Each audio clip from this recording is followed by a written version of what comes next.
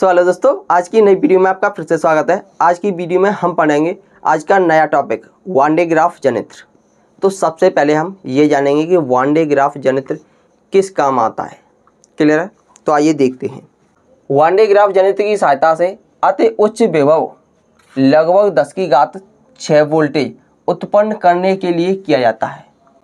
मतलब जो one day graph जनित्र है हमारा, या फिर कह सकते हैं वान डे ग्राफ जो मशीन है, या फिर कह सकते हैं वान डे ग्राफ जो यंत्र है, इसका उपयोग अति उच्चतम विभव लगभग 10⁻6 वोल्टेज उत्पन्न करने के लिए किया जाता है।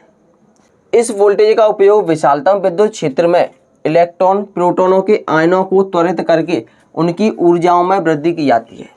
इसका मतलब ये है, ये जो वोल्टेज है लगभग 10⁻6 वोल्टेज, इसका उपयोग विशालतम विद्युत क्षेत्रों के इलेक्ट्रॉनों प्रोटॉनों के आयनों में त्वरित करके, यानी कि जो हमारे इलेक्ट्रॉन और प्रोटॉन है इनके आयनों को त्वरित करके इनकी ऊर्जाओं में वृद्धि की जाती है।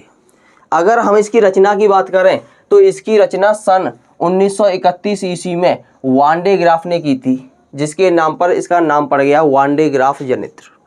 क्लियर है?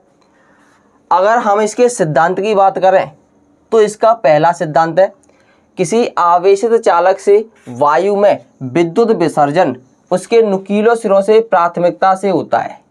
मतलब ये जो नुकीले सिरे हैं यहाँ पर, इसकी प्राथमिकता से होता है, इसका जो इलेक्ट्रॉन का विसर्जन होता है या फिर विद्युत का विसर्जन होता है। क्लियर है? और इसका जो दूसरा पॉइंट है वो है, किसी चालक को दिया गया आवेश सदैव उसके पृष्ठ पर रहता है। मतलब अगर इस चालक को हम आवेश देते हैं, ये जो गोल है गोले का आकार का है, इस चालक को अगर हम आवेश देते हैं तो सदैव इसके कहाँ पर रहता है? इसके पृष्ठ पर रहता है। क्लियर है? अगर हम इसकी रचना एवं कार्यविधि की बात करें तो यहाँ पर हेडिंग बनाएंगे रचना एवं कार्यविधि।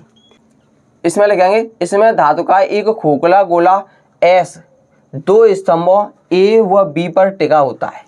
इसमें क्या होता है? धातु का एक खोखला गोला होता है एस, जो दो स्तंभों ए व बी पर टिका होता है। ये अचालक होते हैं, मतलब विद्युत रोधी होते हैं। क्लियर है? आगे पढ़ेंगे। तथा इसमें रबर अथवा सिल्क की सिरेहीन बेल्ट होती है। इसमें क्या होता है? रबर या सिल्क की सिरेहीन एक बेल्ट होती है, ये आपको जो दिखाई दे रही है, जो दो घिरनियों P1 व P2 के द्वारा विद्युत मोटर की सहायता से चलाई जाती है। घिरनी P2 को मोटर से घुमाने का प्रबंध होता है। हमारी जो घिरनी P2 है इसको मोटर से घुमाया जाता है, इसका जो प्रबंध होता है मोटर से घुमाने के लिए।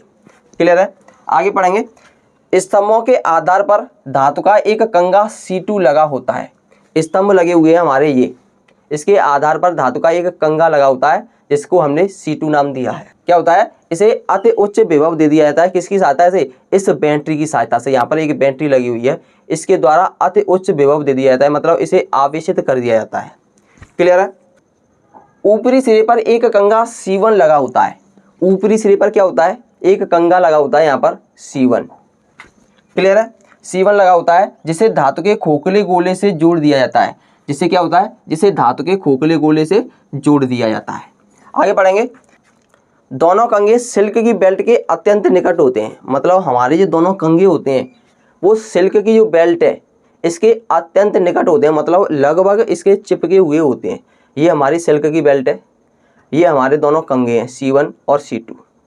ये सिल्क की बेल्ट है, इसके लगभग चिपके हुए होते हैं, मतलब बहुत निकट होते हैं। क्लियर है? आगे बढ़ेंगे। विद्युत मोटर को चालू करते ही, अगर हम इस मोटर को चालू करते हैं तो विद्युत मोटर को चालू करते ही कंगे से आवेश का विसर्जन प्रारंभ हो जाता है। जब हम विद्युत मोटर को चालू करते हैं तो यहाँ से आवेश का विसर्जन प्रारंभ हो जाता है। फिर क्या होता है? यहाँ से इस बेल्ट की सहायता से ये ऊपर चले जाते हैं। यह आवेश बेल्ट की सहायता से ऊपर उठते हैं और कंगे C1 द्वारा ग्रहण कर लिए जाते हैं। यह आवेश जब ऊपर उठते हैं इस बेल्ट की सहायता से तो कंगे C1 द्वारा यह ग्रहण कर लिए जाते हैं तथा गोले के पृष्ठ पर चले जाते हैं। क्या होता है? यहाँ पर ये आवेश बैटरी से निकलते हैं और कंगे C2 से होते हुए बेल्ट की सहायता से C1 के पास जाते हैं। यह C1 कंगा इसे ग्रहण कर लेता है और इस C1 कंघी के आधार पर यह आवेश पूरे पृष्ठ पर, मतलब इस पूरे गोले के पृष्ठ पर फैल जाते हैं। क्लियर है। अतः जैसे जैसे आवेश का मान बढ़ता है उसका विभव भी बढ़ता जाता है। अतः जैसे जैसे आवेश का मान बढ़ेगा यहाँ पर उसके विभव का मान भी बढ़ता जाता है। इस प्रकार हमें लगभग 10⁻6 वोल्ट तक अति उच्च विभवांतर प्राप्त हो जाता है। यही हमारा वान डे ग्राफ जनित्र का सिद्धांत है।